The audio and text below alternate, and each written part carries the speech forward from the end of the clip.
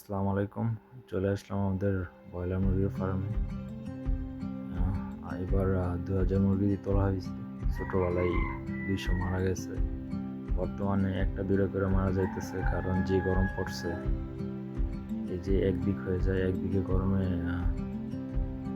Stock করে মারা যায়। তার জন্য এক জায়গায় যে জড়ো না হয় তার জন্য খেয়াল রাখতে হয়।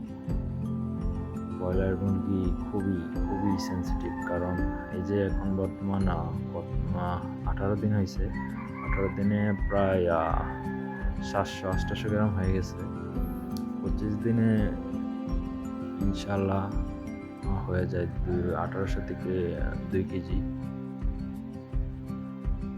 ব্রয়লার মুরগি সবসময় তার সেবা যত্ন বা খুবই দেখা লাগে, নয়তো ব্রয়লার মুরগির অবস্থা খুবই খারাপ।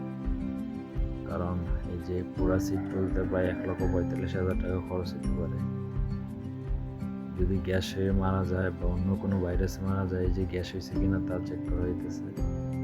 ইনশাল্লাহ গ্যাসের হয় নাই। যদি গ্যাস হয়ে যায় বা মারা যায় তো পুরা 1,45,000 টাকাই পুরা শেষ। কারণ লাভ হইলে এখানে 50,000 থেকে 60,000 টাকা লাভ হবে, যদি ইনশাল্লাহ সুন্দর মতো তা ওঠানো হওয়া যায় আর কি।